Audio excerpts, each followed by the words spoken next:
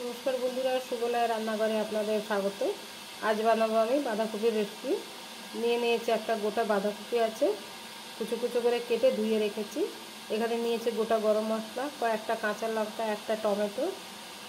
এদিকে আছে কড়াইশুঁটি, আদা বাটা, জিরে বাটা, জিরে গুঁড়ো আছে আর হলুদ গুঁড়ো। প্রথমে আমি কেটে রাখা বাঁধাকপিতে লবণ দিলাম, দিয়ে দেবো ওপর থেকে ফুটন্ত গরম জল। একটু বাঁধাকপিটা নরমও হয়ে যাবে, প্লাস গন্ধটাও বেরিয়ে যাবে। আমি 5 মিনিটের মতো ভিজিয়ে রাখবো। কড়াটা বসিয়ে দিয়েছি, কড়াটা গরম হয়ে গেছে। দিয়ে দেবো সর্ষের তেল, দেবো সামান্য হলুদ গুঁড়ো। আলুগুলোকে আমি ভেজে তুলে নেব।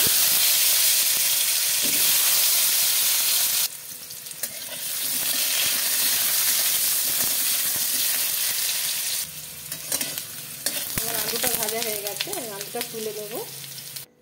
দেবো আরও অল্প সর্ষের তেল,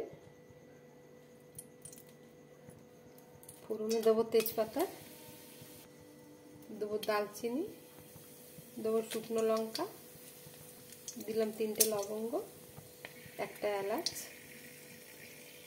এই যে অল্প জিরে। আমার ফোড়নটা লাল হয়ে গেছে, দিয়ে দেবো আদা বাটা,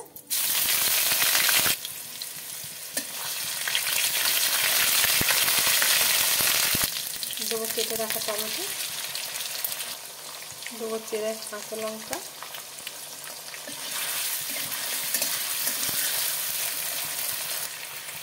দিলাম জিরে গুঁড়ো, দেবো আন্দাজ মতন হলুদ,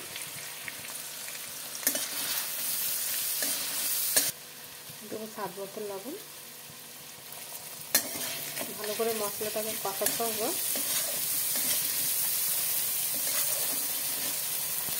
মশলাটা ভালো করে কষানো হয়ে গেছে, তেল বেরিয়ে এসছে।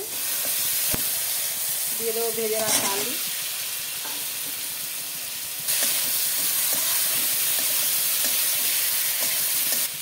দিয়ে দেবো বাঁধাকপিটা,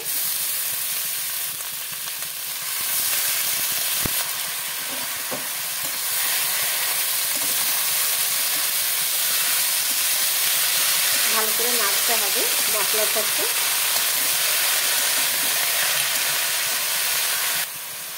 ঢাকনা লাগিয়ে একটু সেদ্ধ হতে দেব।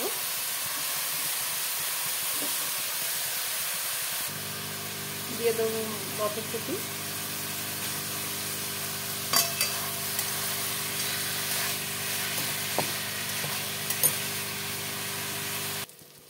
বাঁধাকপির রেসিপিটা হয়ে গেছে। দিয়ে দেবো অল্প ধনে পাতা,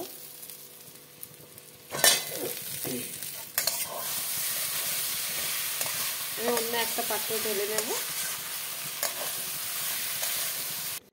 আমার বাঁধাকপির রেসিপিটা রেডি হয়ে গেছে বন্ধুরা।